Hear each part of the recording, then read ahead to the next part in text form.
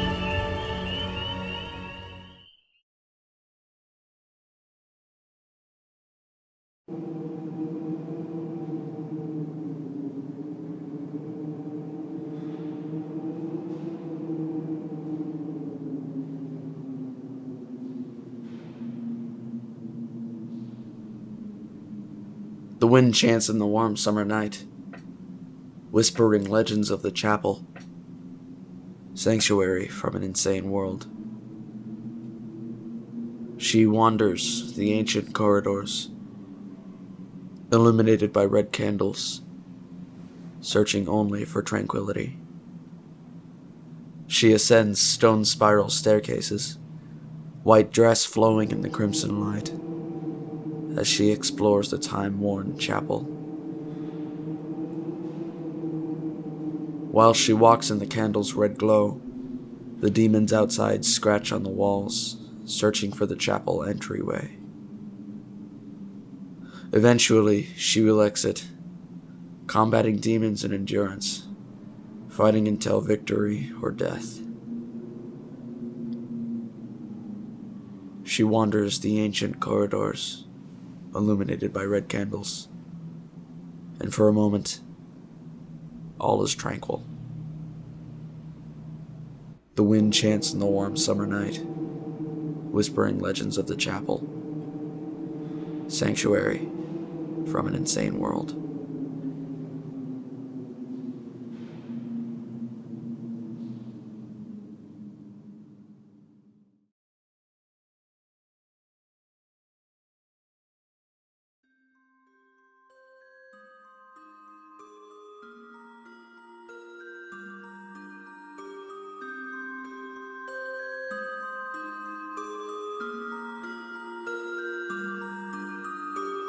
As the baby slept that night, in his dreams was a blue light, glimmering with dark beauty at the end of a dark passage. Blue light reflecting in his eyes, slowly sliding out of reach. A young boy once watched the world, full of life, a sanctuary. In his dreams was a mansion, lit only by one light, a shimmering azure glow, whispering to him across worlds. Years later, the light resurfaced, shining upon an ancient cave, vague memories of past lives, whispering fore and aft. The young man running through the caves. What secrets may they hide? And now at the very end, the old man slowly fades away. Nearby friends and family. His life was full of adventure.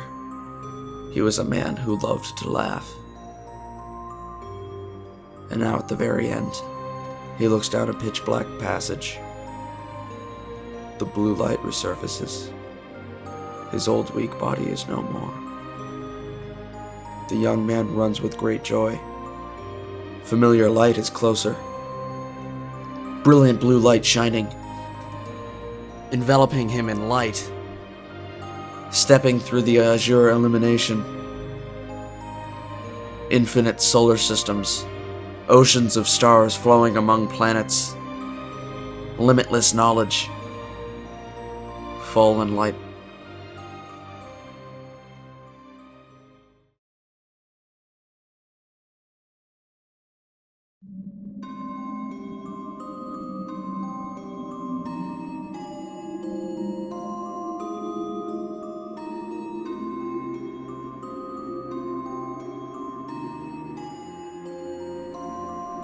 His eyes opened for the first time in what felt like a century, as if they had awoken from eternal slumber. Despite his searching, no memories could be found. Who am I? He thought as he picked himself up from the grassy ground. He observed the land around him. The reach of the rolling hills was seemingly infinite, stretching out into the night until the eyes could no longer see them. The blue night sky was complemented by a shining moon, reflecting azure light down onto the hills. Something was drawing him east. Only the rolling hills were in sight, yet the east called him forth. As he walked across the hills, he thought, I've been here before, but when? He reached the top of a hill and he looked down to see a sandy area cleared of grass. Several gravestones emerged from the sand. He approached the graveyard, reading the names off the tombstones. These names, I know them, he thought. Yes, you do know these names, a voice sounded. He looked up from a gravestone to see a tall, strange figure standing in the sandy clearing.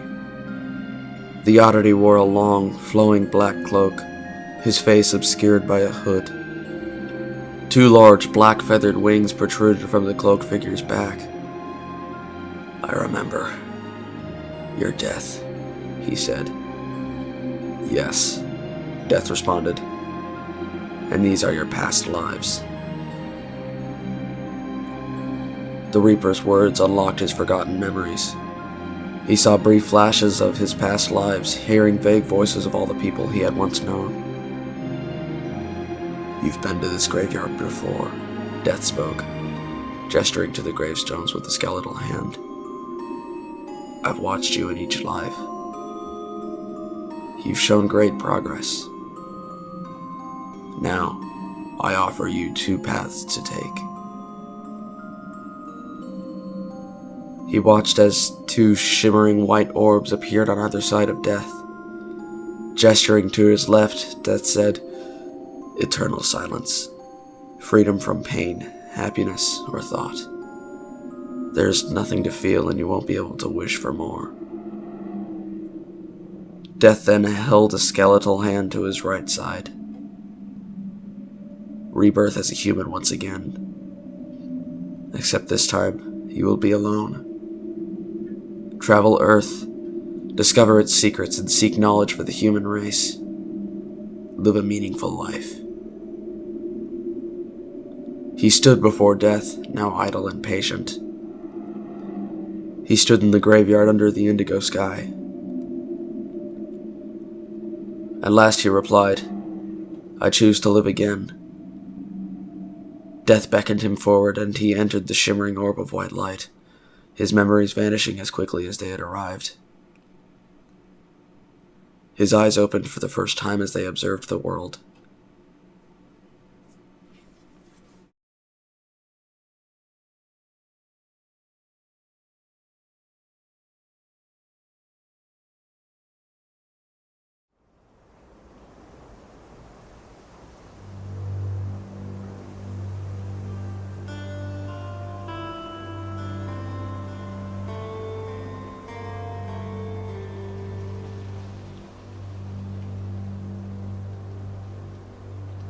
Morning sun ascends and ignites the waters.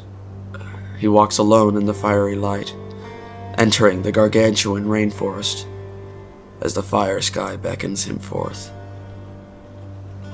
The rainforest is oddly familiar. Distant memories flash fore and aft.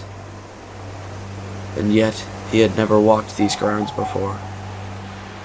The rainforest brought endless tranquility.